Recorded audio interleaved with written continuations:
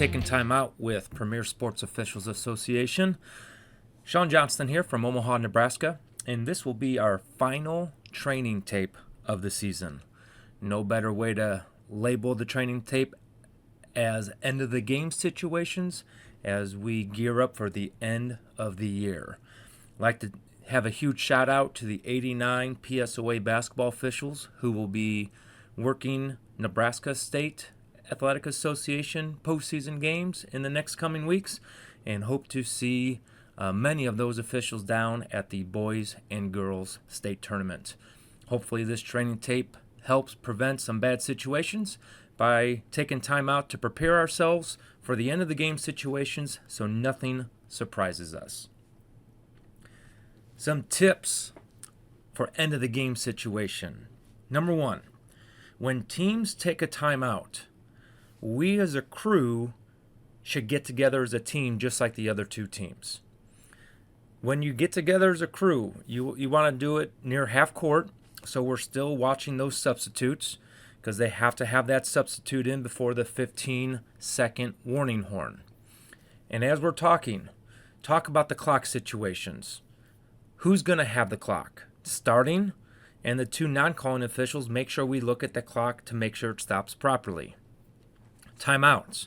Confirm how many timeouts left for each team. 30 seconds, 60 seconds. Foul counts. Are we in bonus? Does a team have a quote-unquote free foul to give? And then confirm who has last second shot. We know it's the center or trail official opposite the scores table. Let's just make sure everybody is on the same page, doing the same thing, thinking the same items. A lot of times at the end of the game, we'll say, center trail official, your clock. No, it is your shooter. All three officials have clock responsibility. All right. If we have a clock mistake, which we'll go over later on in the training tape, the whole entire crew get together. Whichever official has the most amount of time on the clock, that is definite knowledge. Though we may have three different times, the one that's highest, that's the definite knowledge we're going to go with. Communicate to the scorekeeper, communicate that to both head coaches. And then last but not least, slow down. Do not be in a hurry to administer the inbound. Do not anticipate what you think a team will do, because it could change. A coach might come out of a timeout thinking, hey, let's use that strategic foul right away.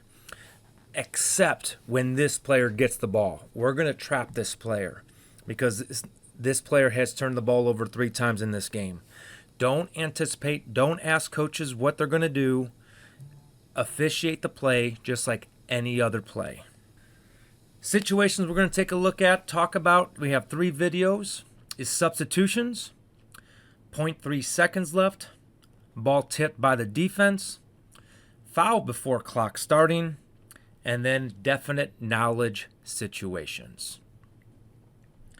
So rule 334, substitutions. A player who has been replaced or has been directed to leave the game shall not re-enter until the clock has properly started. This is different than NCAA rules, NFHS rules. They have to remain out of the game until time has come off the clock. Some exceptions. A player bleeding must leave the game. They don't have 30 seconds. They don't have 60 seconds to rectify that blood. But a team can call a timeout to save that player and keep that player in the game. The reason that goes against the replaced player, because we have not beckoned in a sub. So that player has not been replaced. Therefore, they can still call a timeout as long as that bleeding situation is remedied prior to the expiration of that timeout. Same thing as an injured player. A player who is injured and the officials beckon on the trainer or coach. That player must leave the game. But since we have not beckoned in a new player or a replacement player, that team can still call a timeout to keep that injured player in the game. That injury just must be rectified before the expiration of that timeout. If we are having athletic trainers and coaches watching and listening to this, when you have a player down, don't come sprinting onto the court, because that you coming onto the court now makes that player leave the game. Allow the officials to look at the situation, ask the player, are they all right? Do they want a trainer? Do they want a coach? Before you just come running onto the court. Because once you do that, now that player must leave unless that team calls a timeout. 0.3 seconds. Rule 525. When the game clock shows 0.3 seconds or less, a goal can only be scored via a tap. Officials communicate this with the head coaches and all the players on the court. This is where we want to over-communicate. You might even say, yep, we know, I know, we know. We would rather them, as in players and coaches, saying we know, than us not communicate it, assuming they know. And with 0.3 seconds or less, if a player gains control, as in they catch the ball, that quarter is over. So let's take a look at a case play. 0.3 seconds left, scores tied. Team A1 throws in the inbounds pass to teammate A5. A5 catches, that's the key word, catches the pass in the air and shoots the ball into the basket. Right as A5 catches the pass, so immediately when A5 touches the ball, B3 fouls A5. Here's the ruling. Since there is not a tap because we have a catch, we are not in the act of shooting because we know by rule we cannot catch and shoot, which is the habitual motion to shoot a ball. But you can't do that. It's a tap. So since they caught it, if Team A is in bonus, they will shoot bonus free throws. If Team A is not in bonus, we're going to go into extra period. All right, because catching the ball with 0.3 seconds or left is not active shooting because they can't shoot the ball like that legally. Now change it if they tap it and get fouled during the tap. Now we're in the act of shooting because with 0.3 seconds or left, a tap is a legal shot attempt. So this is a great pregame case play to talk about, especially if it's a close game, postseason play, halftime. Bring this up. That way we're not surprised if this play happens. Clock shall restart when the ball is legally touched by a player on the court. Illegally kicked ball, no time shall come off the clock. All right, so that's what we're going to watch a video of this here in a second.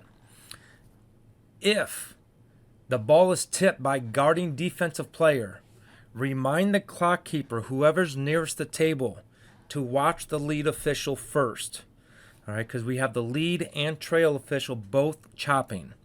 But if there's a tip right at the ball, that trail official might not see it. So we must remind that clock keeper in time essence situations to watch the lead official. If the lead official does not chop it right away, now transition to that trail official if it's a long pass. But now let's go back to that illegally kicked ball. No time shall come off the clock. So here is an inbounds with 24.2 seconds left.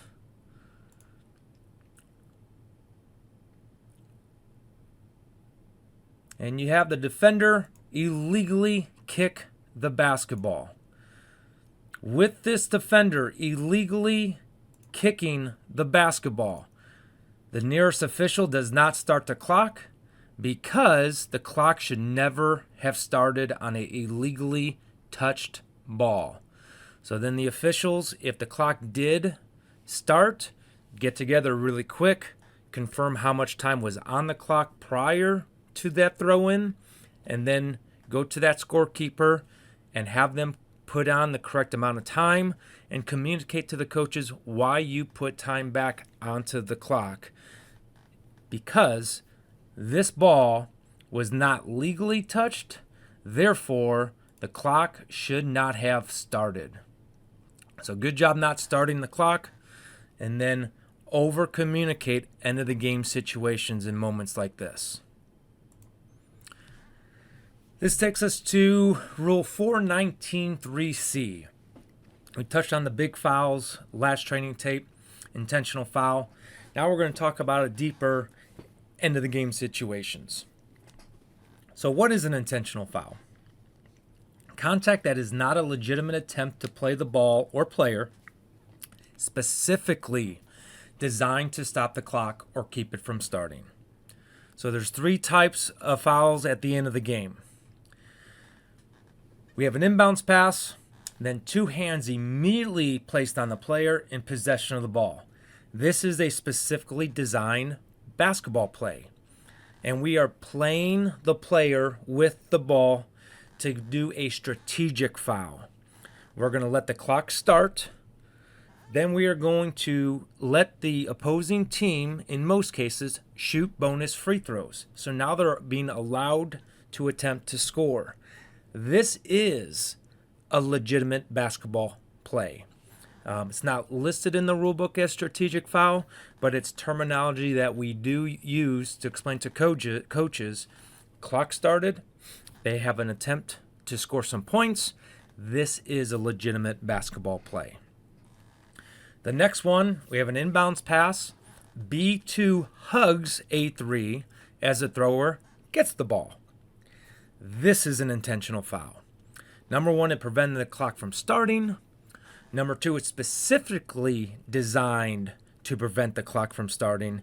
And typically, coaches will teach players who to hug, who's the worst free throw shooter. All right, so this is an intentional foul. 2 free throws to the offended player who got hugged, and then the ball back to the designated spot to where that hug closest took place to. And then we have the inbounds pass not touched, and B2 fouls A3 while making a basketball play. This is a common foul.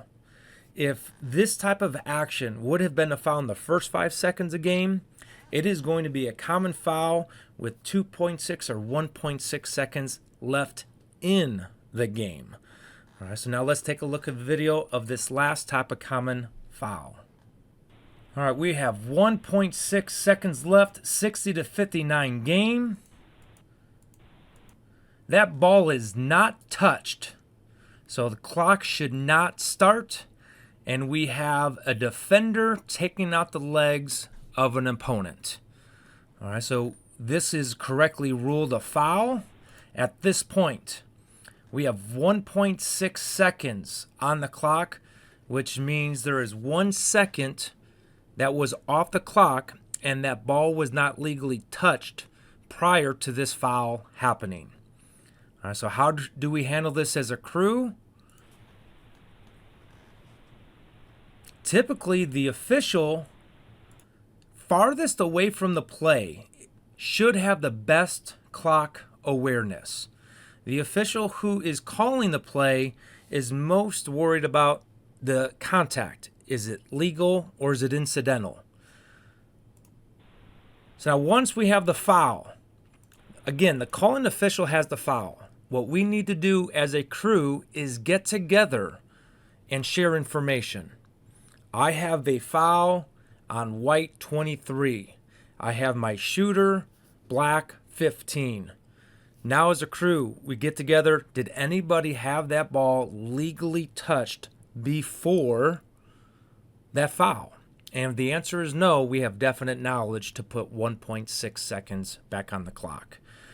All right, so from a timing instance, get together, share information. From a strategic, common, intentional foul standpoint, this play is not designed specifically to prevent the clock from starting, and it is an attempt on the player or ball. Number 15 clearly is looking at the ball, all right, and the offensive player is jumping straight up, and he or she has the right to this whole vertical plane. and the opponent goes into their vertical plane, which is the foul. All right?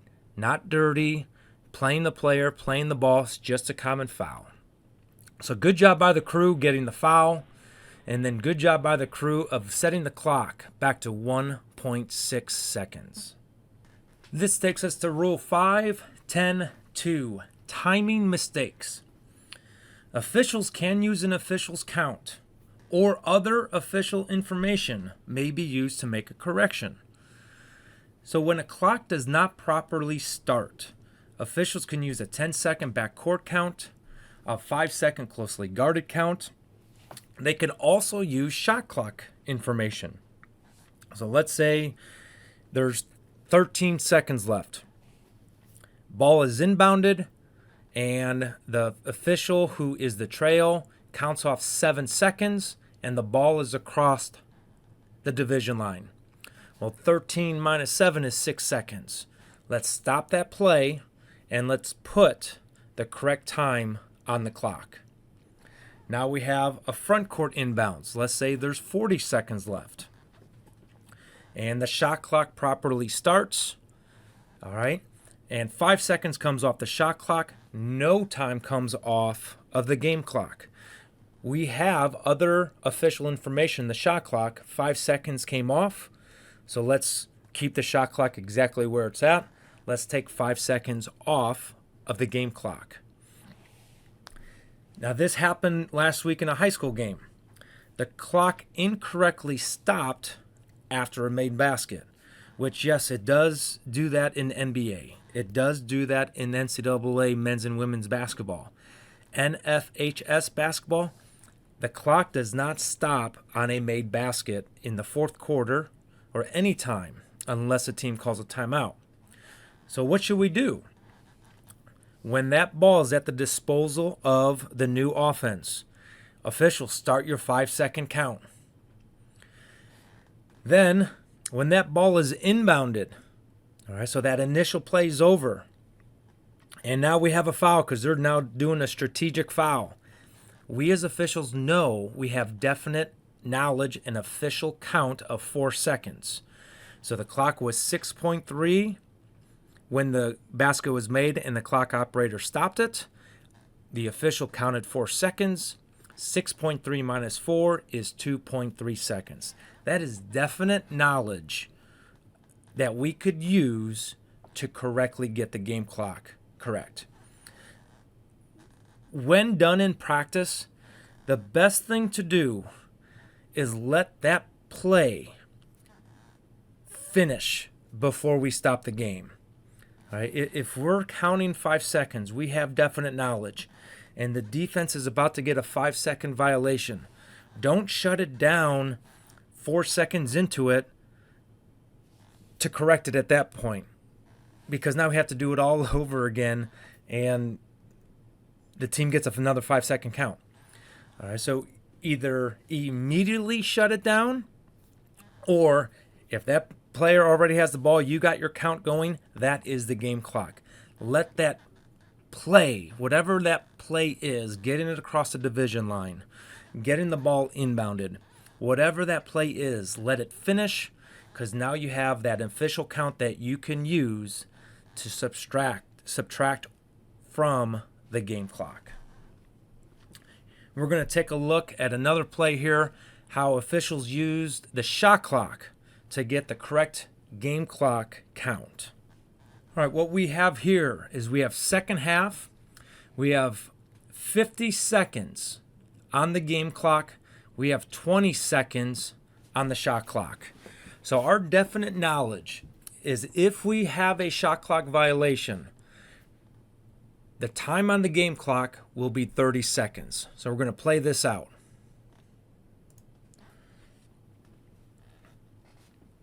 Move an inbound. Clocks are going properly. And this is for Class A, Class B, high school for state of Nebraska.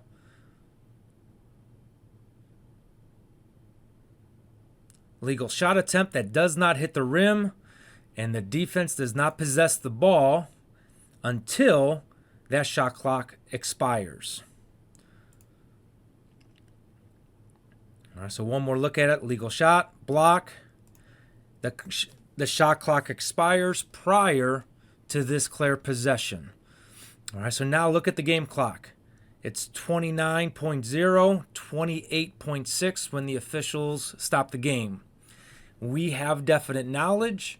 The officials are going to get together, put 30 seconds back on the clock because it was definitely 20-second shot clock.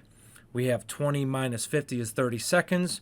We're going to explain that to both coaches as well of why we got together and why we came out of it adding 1.4 seconds back to the game clock.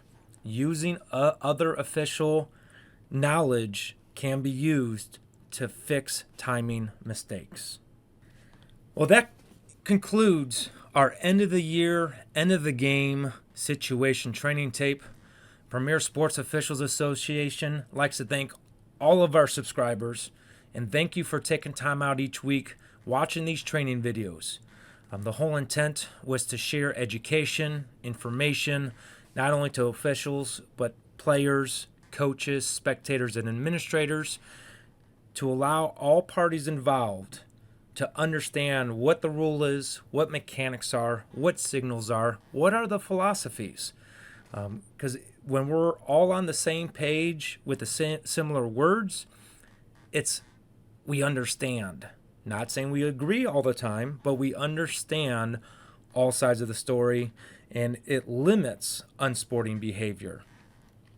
If you have training tapes, training clips that you feel could be used for the 2024, 2025 training tapes and daily shorts, please email us at psoa@premiersportsofficials.com. Between now through March 1st, we are going to continue with basketball rules, daily shorts. Starting March 1st, we are going to transition into baseball and softball umpire education. So if you know others who are interested in umpiring, have them subscribe, like, and share our YouTube channel. Have them send in clips of baseball and softball umpire situations, because that's what we are going to gear towards. Thank you again for taking time out with PSOA. Those officials working postseason, don't take it for granted. All right, be proud and understand all your energy, time, and effort is paying off. And let's put the best product we possibly can out there for those coaches and players playing in it. Officials, remember, you're only as good as your last call.